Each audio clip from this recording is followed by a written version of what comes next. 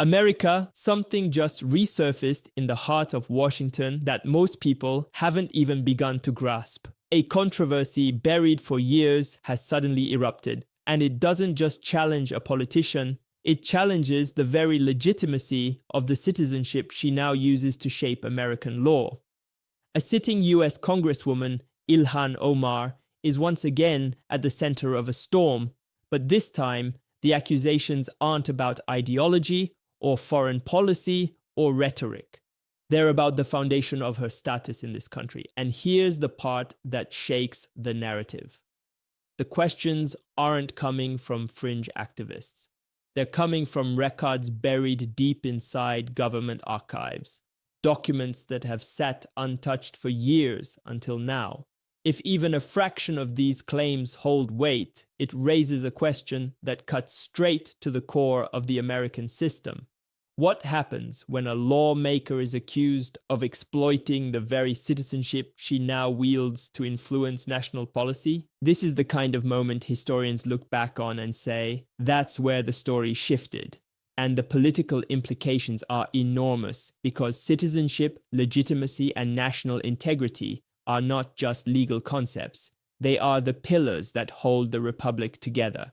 If you care about the rule of law, if you care about the sanctity of American citizenship, if you care about whether our political institutions still operate with transparency and accountability, then you need to stay with me. Because what you're about to hear is more than controversy. It is a flashpoint, a signal that could redefine the narrative around immigration, national identity, and trust in government.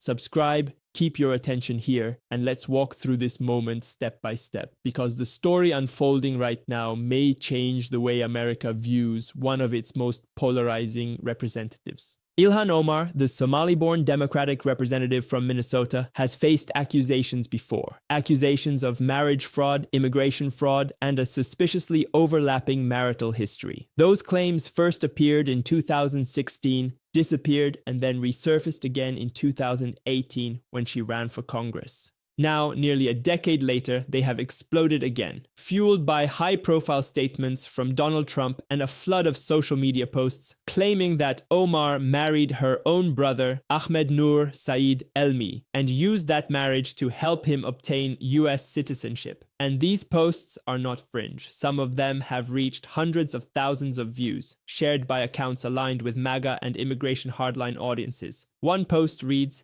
"Evidence shows Ilhan Omar married her brother. That's a crime." Another asks bluntly, should she be denaturalized and deported back to Somalia? These posts gained momentum not because they came from random trolls, but because they connect to an older storyline. A storyline that has never been fully put to rest. What reignited the narrative?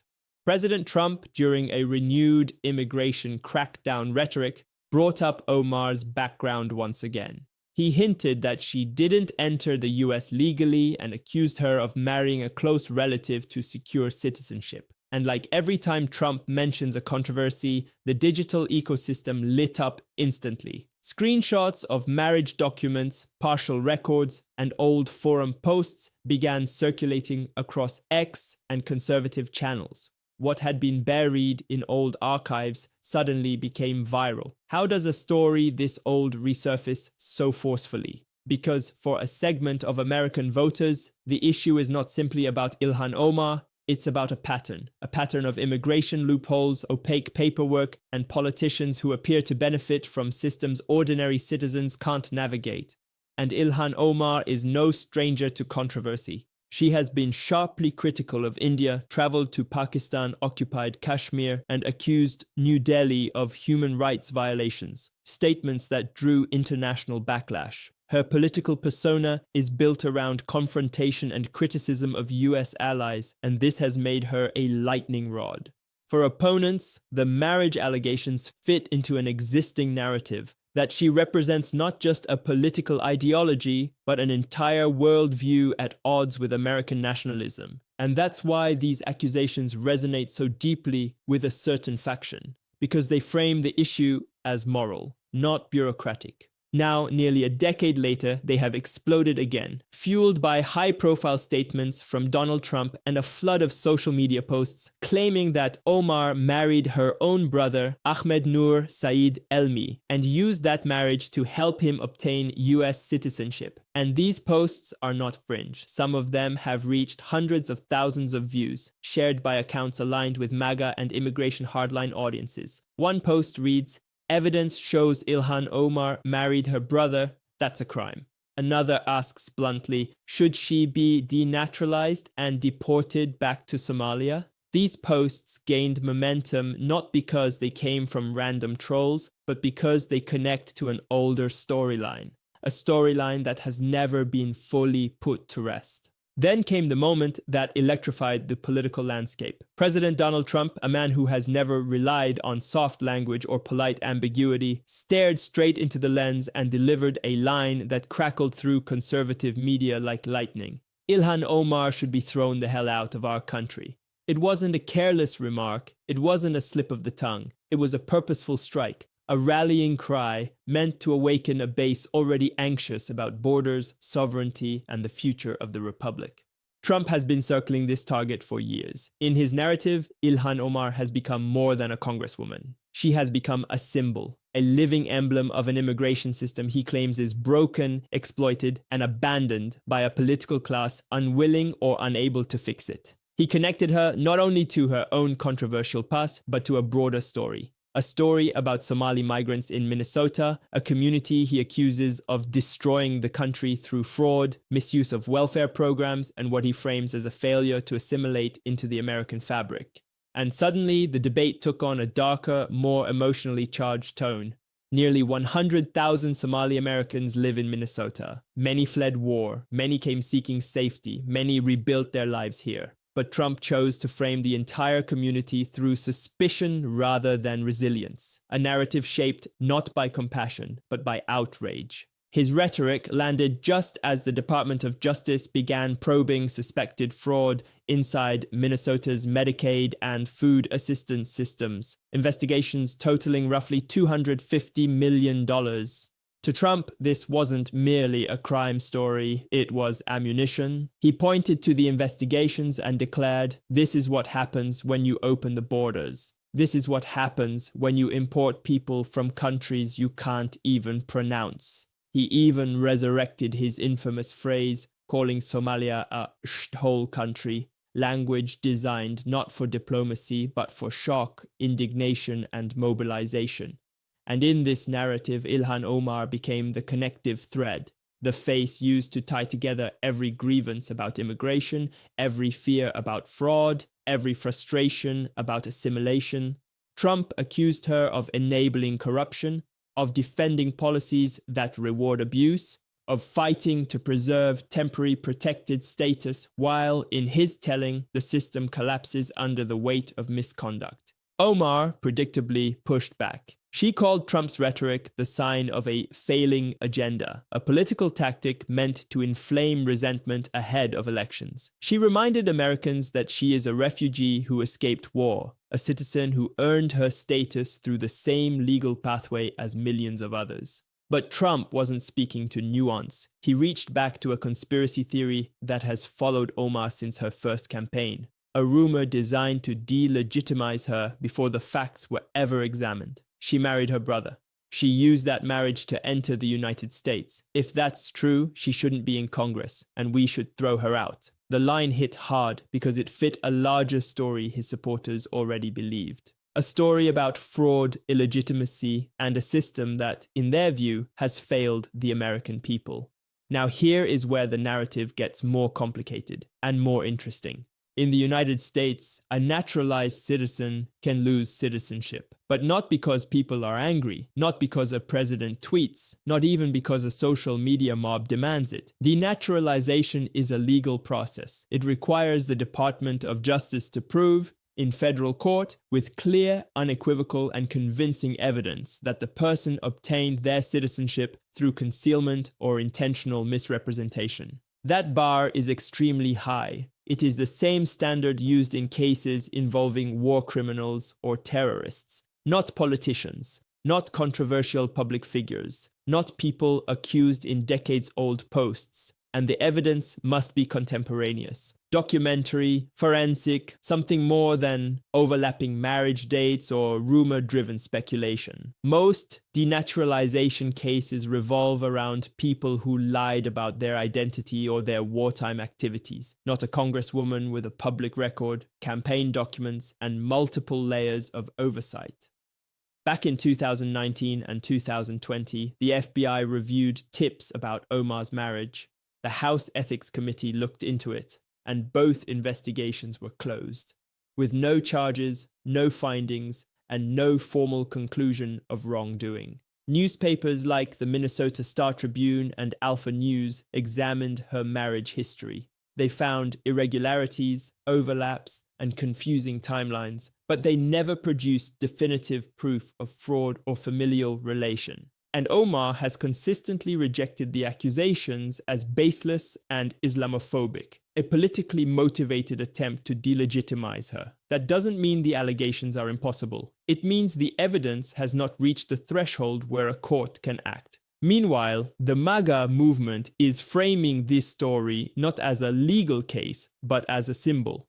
To them, Omar represents a system that rewards manipulation. A system where the rules apply differently to elites, activists, and politicians. And when Elon Musk recently suggested that any violation of citizenship oaths should lead to deportation, it gave these narratives fresh momentum. For many in the nationalist movement, the idea of denaturalizing Omar fits into a broader agenda, reasserting control over borders, cracking down on fraud, and punishing what they view as corrupt or dishonest political actors. Whether the accusations are legally viable or not, the narrative performs political work. It mobilizes anger, it galvanizes voters, and it positions immigration enforcement as a moral imperative rather than a technical policy. Then, in the middle of an atmosphere already crackling with tension, a new flashpoint ignited inside Congress. A spark so bright it cut through the noise like a bolt of lightning. A House Republican, Representative Brandon Gill of Texas, stepped forward and did more than criticize Ilhan Omar.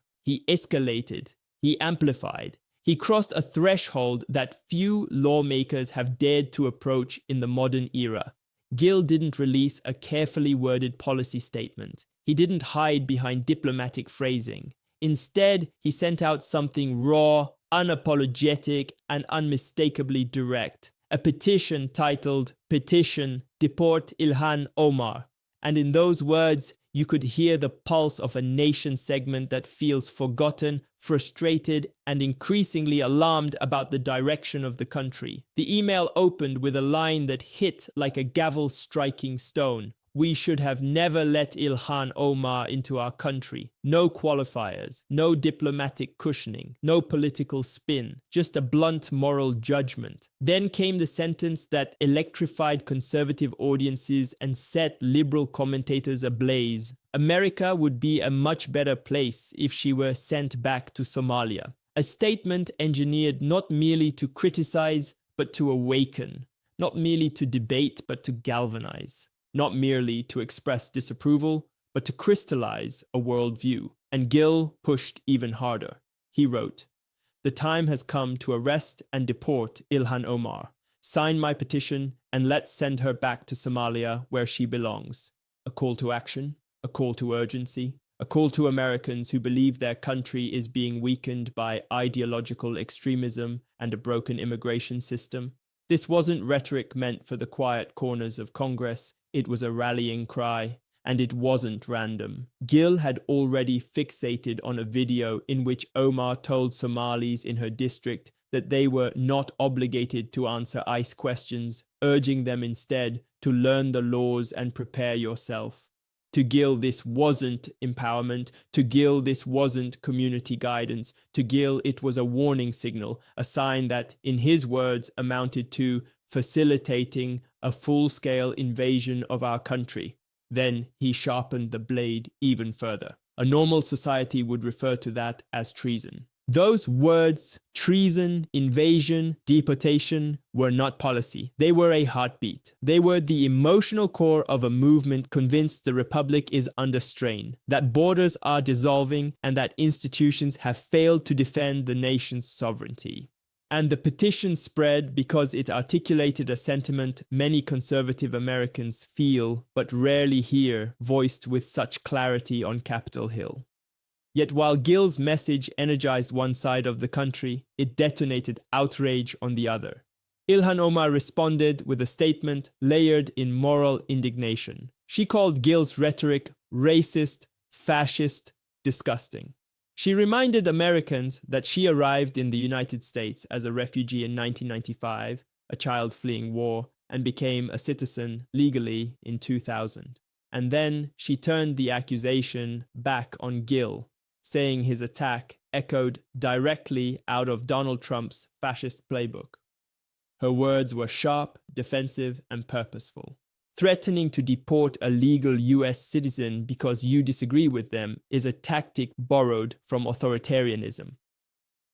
Omar framed Gill not as a critic, not as a legislator, but as a symbol of a Republican Party, in her view, consumed by fear and extremism, and she closed with a moral rebuke. I hope Representative Gill learns a thing or two about the value immigrants bring to this country. Two narratives collided, not just over policy, but over identity, loyalty, and the soul of the nation. On one side, a rhetoric of national defense, sovereignty, and consequences. On the other, a rhetoric of inclusion, rights, and resistance to what she calls prejudice.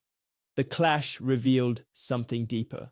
Because this confrontation wasn't merely about Ilhan Omar. It wasn't merely about a petition. It wasn't even merely about immigration. It exposed a Congress where civility has fractured, where outrage drives attention, where symbolism overwhelms substance, and where accusations travel faster than evidence. It revealed a House of Representatives so consumed by verbal warfare that members are leaving in record numbers, exhausted by a chamber where rhetoric has become a weapon rather than a tool. And Ilhan Omar, whether viewed as a representative, a refugee, or a cultural lightning rod, sits at the center of that storm. To critics, she represents a challenge to the rules and order of immigration. To supporters, she represents a challenge to prejudice and exclusion. And in Gill's petition, many Americans saw something else entirely. An unfiltered expression of anger, fear, and determination from citizens who believe their nation is drifting away from its founding principles. That anger, whether justified or reckless, is reshaping the political landscape. Every sentence, every accusation, every rebuttal, every petition, each adds a layer to a narrative that has moved beyond individuals and into the realm of national destiny. And it is in moments like these, when rhetoric peaks, when emotions flare, when parties harden, that the Republic stands at a crossroads. Because the question is no longer simply, what do we think about Ilhan Omar?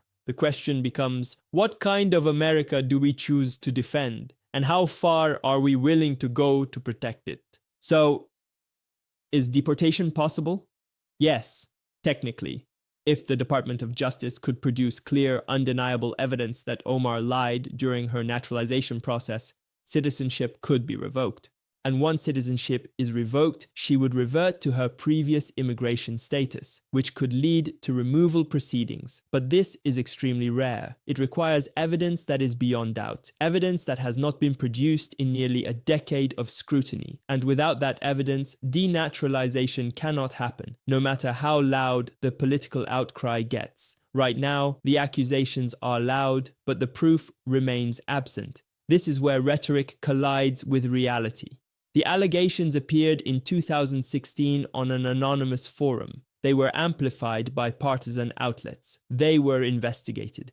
And every inquiry by the FBI, the Minnesota Campaign Finance Board, and the House Ethics Committee ended the same way. No charges, no evidence, no findings. Omar called the accusations Islamophobic smears. Investigators called them unsubstantiated, and the official record remains clean. Yet the narrative endured, because narratives don't require evidence, they require resonance. And for a segment of the country, Omar embodies a challenge to their worldview. Her policies, her rhetoric, her identity, her background, all of it made her a lightning rod. Trump's comments tapped directly into that emotional current. Because in politics, the noise often overwhelms the signal, and that is why this moment matters. Trump's attack was not simply about one congresswoman, it was about framing immigration as an existential threat. It was about transforming a local fraud investigation into a national warning. It was about turning a political opponent into a symbol meant to connect crime, migration, ideology, and fear into one compelling storyline. And while Omar is a naturalized citizen protected by the Constitution, protected by the 14th Amendment, protected by the same legal shield every American enjoys, Trump's rhetoric disregards legal constraints because rhetoric does not bow to law. Only courts do. A president cannot deport a citizen, not by order, not by tweet, not by pressure. Citizenship cannot be revoked unless a court, after rigorous litigation, finds clear, unequivocal, and convincing evidence of fraud. Evidence strong enough to meet one of the highest burdens in American jurisprudence. Such cases are extraordinarily rare, usually involving war criminals or terrorists, not elected officials. They take years, they move slowly, and they end in a courtroom, not a press conference. So what Trump is doing here is not a legal action. It is a political narrative, a narrative meant to shock, to energize, to mobilize. And Ilhan Omar, fairly or unfairly, has become the ideal vessel. Because she stands at the intersection of immigration, religion, identity, foreign policy, and progressive politics, the very crossroads where America's cultural battles burn the brightest, that is why her name ignites immediate reaction. The accusations may lack evidence. The investigations may have closed, but the symbolism remains, and symbolism moves voters faster than facts. In an era where immigration dominates the national conversation, where fraud probes feed mistrust, and where rhetoric is designed to polarize rather than persuade, Ilhan Omar has become more than a congresswoman. She has become a mirror, reflecting America's fears, America's divisions, and America's competing visions of what this country should be. And that is why every time her name resurfaces, the nation feels the shockwaves all over again.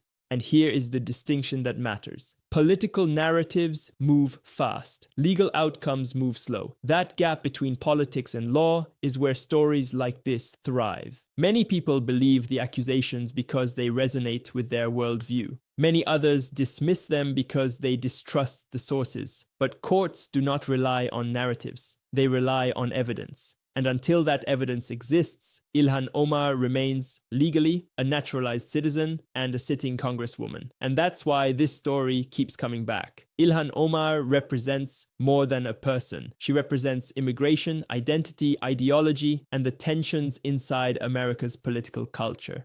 To some, she is a symbol of diversity and representation. To others, she represents a loophole or a failure in the immigration system. And when a nation is polarized, symbols matter more than facts, and accusations matter more than outcomes. So here is the real question. Is this a story about one congresswoman? Or is it about a country wrestling with its own identity? Is the outrage driven by evidence or by fear, distrust, and political rivalry?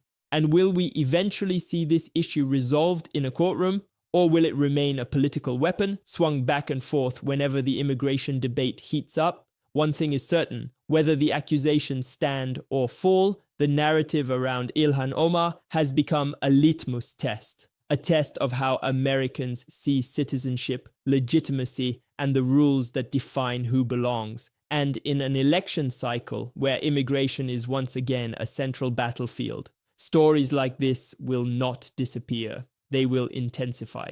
And as this story unfolds, one truth becomes impossible to ignore. America is wrestling with questions of identity, security, and leadership that cannot be answered with silence or complacency. Whether you see Ilhan Omar as a symbol of inclusion or a symbol of failed oversight, whether you view the calls for deportation as justice or extremism, the debate itself reveals something deeper. A nation searching for clarity in a moment of uncertainty. And these battles, over borders, over citizenship, over who belongs and who protects the republic, are only going to intensify.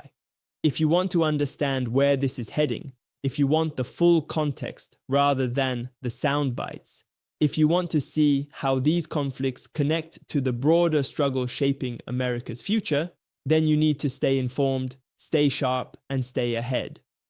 In the next videos, we break down the legal realities, the political strategies, and the historical patterns behind stories like this. Stories the mainstream won't explain and rarely contextualizes. So don't stop here. Click the next video on your screen, dive deeper into the forces reshaping the country, and join the conversation that millions of patriots are already having. Because the more you understand, the stronger you become, and the stronger the nation becomes. Stay vigilant, stay informed, and we'll see you in the next one.